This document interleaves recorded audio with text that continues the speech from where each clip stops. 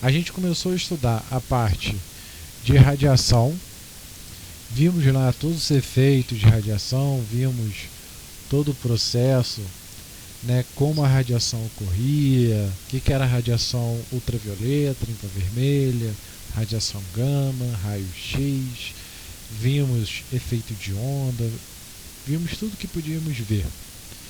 E aí, conforme a gente foi vendo as últimas matérias, em específico a parte de radiação gama e a radiação alfa, beta, vimos que tinham alguns fatores que faziam com que essa radiação, né, essas moléculas se tornavam menores, especiais, que é o que a gente vai ver hoje com mais detalhe.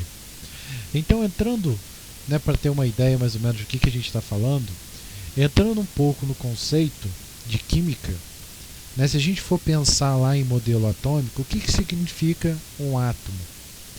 O átomo, basicamente, ele foi postulado lá por Dalton, na verdade por Euclides, né? E ele dizia que o átomo era uma partícula indivisível. Então, por exemplo, eu tenho uma madeira, uma folha de papel.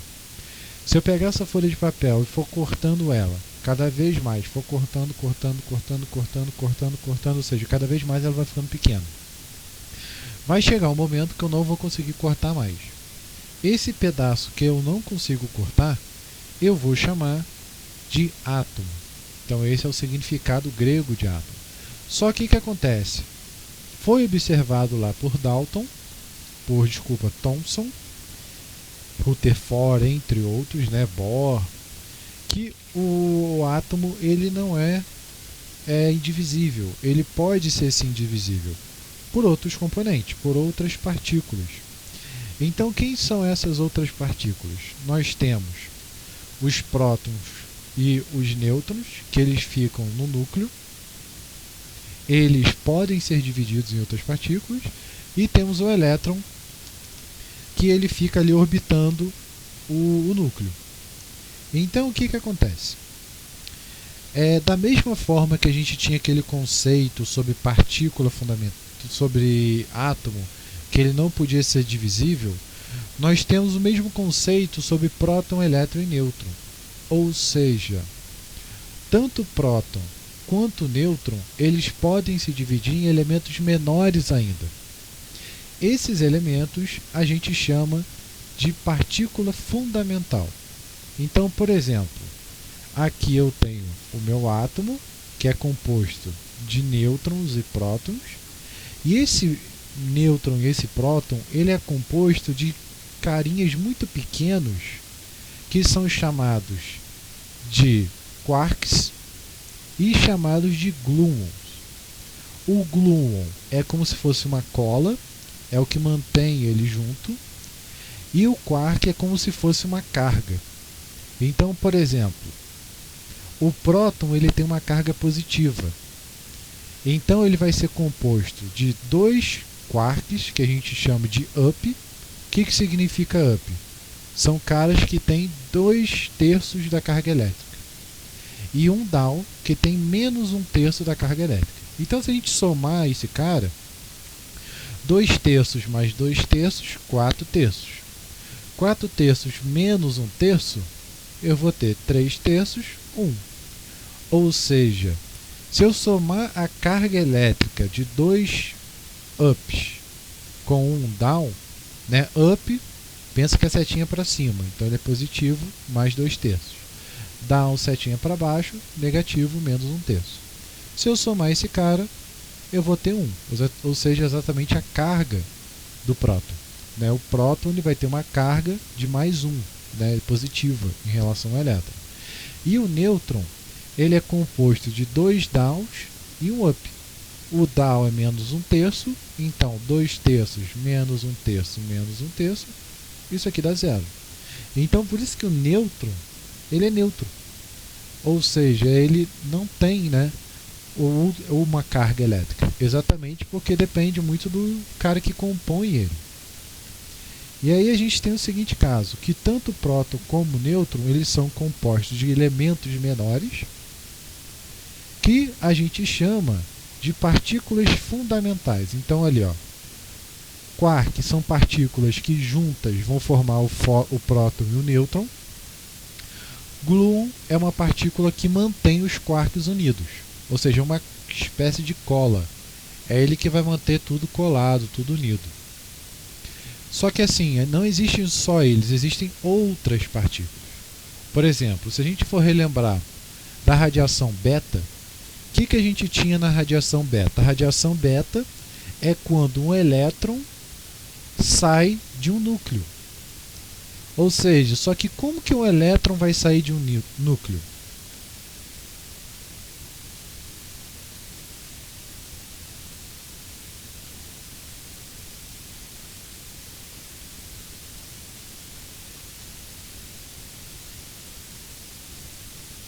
Só que como que o elétron vai sair de um núcleo? Porque o elétron ele fica na eletrosfera, ele fica ali fora girando. Então isso vai acontecer por quê? Porque eu vou ter um nêutron, esse nêutron ele vai se desfazer, ou seja, ele vai se desmanchar em um próton, um elétron e nesse caso aqui acho que é um pósitron, né? É outro elemento químico. Então o que acontece? Esse nêutron ele se divide em vários carinhas. E nesses carinhas, por que ele consegue se dividir em vários? Exatamente porque ele é composto de vários carinhas menores. Então nesse processo ele consegue se converter, se transformar, né? Então, basicamente, o que a gente tem? A gente tem que existem partículas fundamentais. O que é partículas fundamentais? Que a gente chama de modelo padrão. Ou seja, hoje em dia existem esses caras que são os caras que formam todo o universo. Tudo que a gente conhece é formado por eles. E cada coisa é responsável por ele. Por exemplo, em 2012, né, foi ganhador do Prêmio Nobel Higgs. E ele descobriu que existia uma partícula fundamental que ele era responsável por dar massa às outras partículas. Então, através de Higgs, ele criava um campo, né, assim como o campo elétrico, digamos assim. E através desse campo criado por Higgs, as partículas ganhavam massa. Então, tudo que a gente conhece tem uma explicação. Então, Higgs é o cara que vai originar a massa. O gluon, né, ele é um cara que é um bóson, ou seja, são caras que não têm massa, né, física no caso, só massa relativística, que massa associada à velocidade, isso a gente pode ver depois o que é. Mas ele vai manter ali o próton e o nêutron unido. O fóton, o que é o fóton? O fóton ele é responsável pela velocidade da luz, pela luz. Então, quando a gente vê a luz, na verdade a gente está vendo uma partícula chamada fóton. O bóson ele é responsável pela radiação do Sol, né? O bóson Z eletricamente nêutron, ele é sua própria antipartícula. Então, cada um desses caras são responsáveis por uma coisa. Então, a gente tem, né, quando a gente pensa, existem 4 forças fundamentais. Existe a força fraca, força forte, força gravitacional e força eletromagnética. Então, só para a gente relembrar aqui, ó.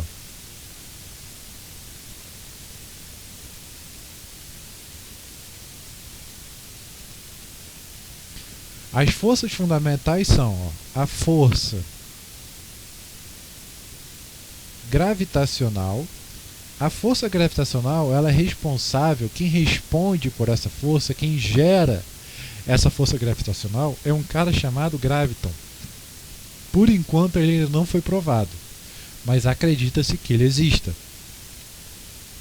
Com relação à força elétrica, né, eletromagnética, a gente tem ali o próprio elétron. Né, força gravitacional não precisa explicar, né, vai manter os corpos unidos. Eletromagnética, eletricidade e magnetismo, a gente estudou isso no início do ano. Existe o que a gente chama de força forte. O que é força forte? A força forte, ela nada mais é do que a força que mantém o núcleo estável. Ou seja, pensa comigo, dentro do núcleo existem várias cargas positivas. A gente sabe o quê? Que cargas positivas, cargas de sinais iguais, tendem a se repelir. Se eles tendem a se repelir, tem que existir alguma força que vai manter esse núcleo unido. Essa força a gente chama de força forte. E aí, responsável por essa força forte é um desses caras, ó. Impede o decay, ó, altera a corrente elétrica. Essencial.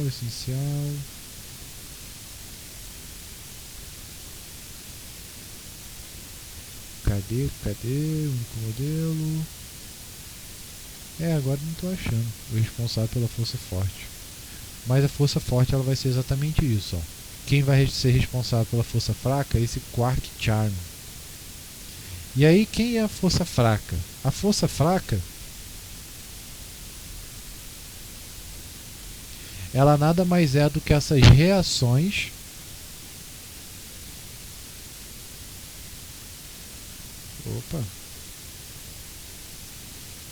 que ocorrem no núcleo.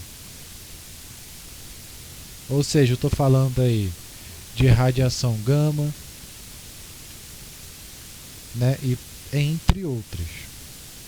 Então, basicamente, essas são as 4 forças fundamentais. Cada força existe o seu representante. Cada coisa tem uma partícula. Então, há várias teorias sobre estudo de modelos e tudo mais. Se a gente olhar aqui, o graviton ele não está aqui porque ele não foi descoberto, né? Não foi comprovado a existência dele, mas acredita-se que existe. Mas acredita-se também que as partículas, né, que a gente tem um nivelamento um pouquinho diferente de como eles são, a carga e tudo mais, mas acredita-se que todas essas cargas sejam feitas como se fosse um pacote de onda. Então, o que é um pacote de onda? Então imagina ali, ó, suponha que uma pessoa vai viajar de carro. Então a pessoa ela vai apresentar uma massa, vai apresentar uma velocidade, uma energia, um momento, ou seja, vai apresentar várias características. Então o pacote de onda nada mais é do que um pacote, pensa numa carteira, por exemplo, onde vai estar armazenada cada uma dessas informações. Então, acredita-se, né, que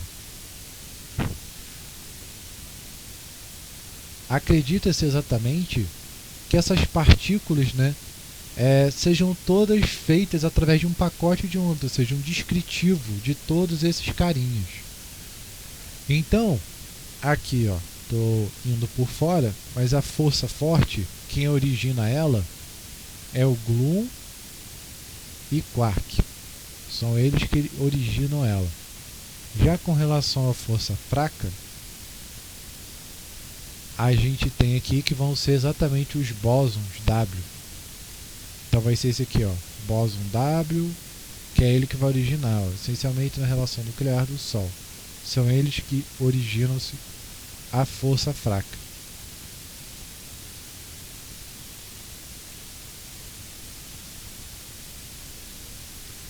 Bóson é assim, né? Bóson com S. Então acredita-se que o pacote de onda nada mais, nada menos do que esse compilado de informação. E aí é algo muito interessante, porque a gente estava saindo de uma radiação e a gente pode ir, por exemplo, para nossa origem do universo. Ou seja, toda a origem do universo ela se baseia exatamente nessa estrutura, em partículas que foram criadas, né? Ou seja, como que foi criado esse cara, como que foi criado, né, o universo. A gente pode até ir a alguns compilados depois para poder ver direitinho como foi compilado, mas acredita-se, né, já foi observado por Hubble, que o universo está se expandindo. Então pensa numa bexiga que você vai enchendo e ela vai aumentando. Então você está vendo que o balão está enchendo. Então você pode pressupor que em algum momento ele estivesse vazio, ou seja, tivesse o ponto de partida dele. Isso é o Big Bang. Então, em algum momento, se originou o Big Bang, ou seja, uma grande explosão que deu origem a tudo que a gente conhece. Então, o Big Bang E no início, o que ele ocorreu? Ele ocorreu uma grande explosão, liberou-se energia. Essa energia, devido à alta temperatura, impossibilitou a geração de massa, mas conforme foi esfriando, foi se originando a massa. A massa, ela segue essa relação aqui, ó. Provavelmente você já deve ter visto essa relação, que é a equação de Einstein. O que diz a equação de Einstein? Ele diz que você consegue converter energia em massa. Por exemplo, quando a gente come um alimento. Quando eu estou comendo um alimento, esse alimento ele tem uma massa, e esse alimento tem uma massa, e conforme você come esse alimento, ele gera uma energia. Né? Então eu estou convertendo essa energia, ou melhor, essa massa em energia. Então existe uma relação entre massa e energia. Né? Quando você pega um combustível e queima ele, você está convertendo aquela massa em energia. Em resumo, é isso que acontece com energia. Então toda aquela energia gerada no Big Bang, ele começou a resfriar, né? E aí, conforme foi se resfriando, foi se originando ali o que a gente conhece como a massa. Só que qual é a grande questão? No início se originou o que a gente conhece como matéria e antimatéria. Então aqui uma pequena ideia da formação. O que é matéria e antimatéria? A matéria é um cara que ele vai ser, tipo, nós somos matéria. A antimatéria é como se fosse um oposto seu, um contrário a você. Né? Então o que a antimatéria faz exatamente? A antimatéria, ela é o oposto a você. E a ideia é o quê? Quando essas partículas se chocam, elas vão gerar energia. Né? Então, através dessa energia, eu gero a minha matéria e antimatéria. Então, se a gente for pensar, no início do universo, tudo estava sendo originado. Né? Ou seja, tudo estava originando e destruindo, criando e destruindo, criando e destruindo, criando e destruindo. Né? Então, isso era um problema muito sério, porque isso não permitia com que se originasse massa, nem nada. Certo? Então, por algum motivo do qual a gente não sabe, a antimatéria ela começou a diminuir. Então a gente não sabe o que aconteceu, mas acabou diminuindo essa quantidade de antimatéria. E aí deu origem à matéria com que a gente conhece. Então, há muitas coisas, né, aqui um pequeno relato sobre a matéria, né, ó, quando uma matéria encosta em uma antimatéria, ambas são aniquiladas, gerando energia.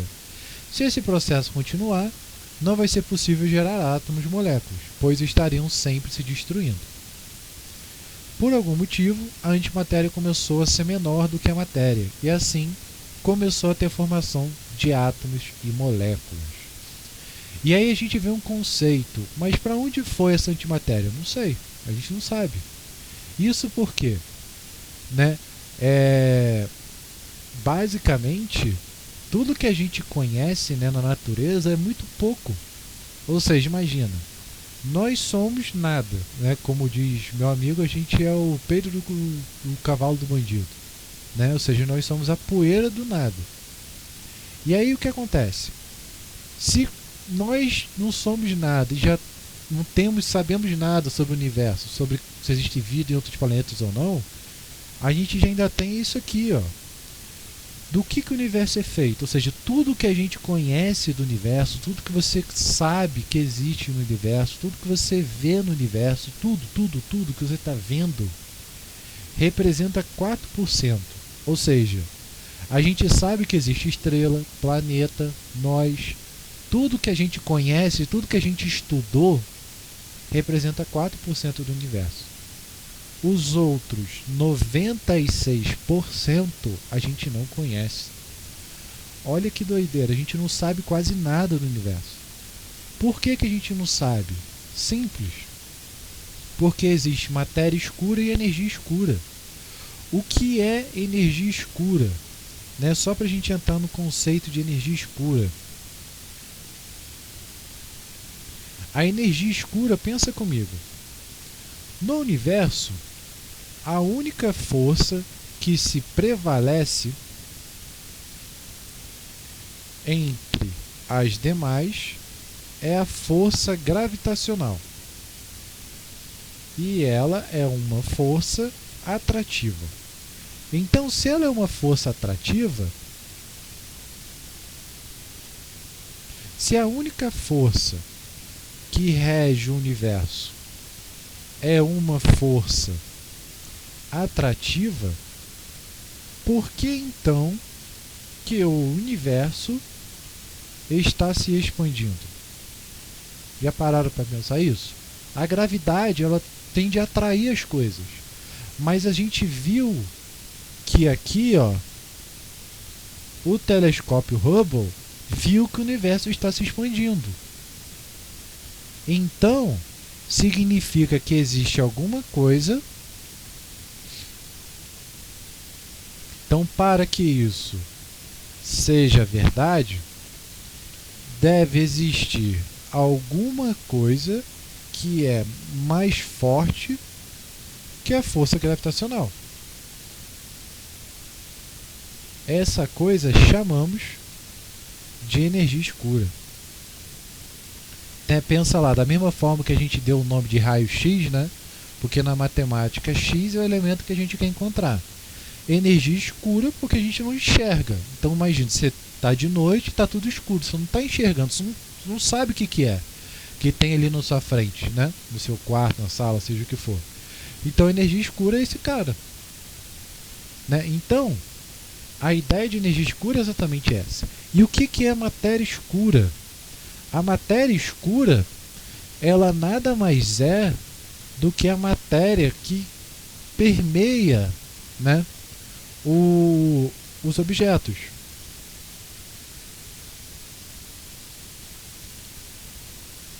Então, só para dar aqui, ó,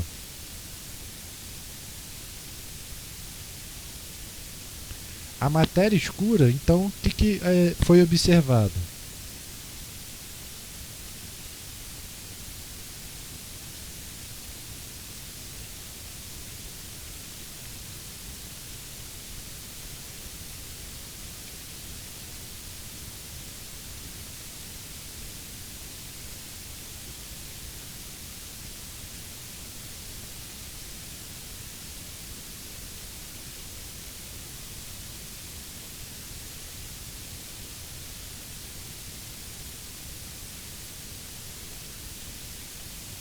Então, foi observado que, através das contas que a gente sabe, a Terra, a Lua e outros planetas e tudo mais, para que ele tenha uma força gravitacional X, ele tem que ter tal massa. Então, digamos, para ter, sei lá, uma força de 10, a massa tem que ser de 5. Só que quando você vai medir o corpo ali, ele tem uma massa de 2, uma massa de 3. Então é estranho, porque se ele está exercendo uma força para um corpo de massa de 5, por que ele não tem uma força de 5? Por que ele não tem uma massa de 5? Então significa que tem alguma massa a mais que a gente não enxerga.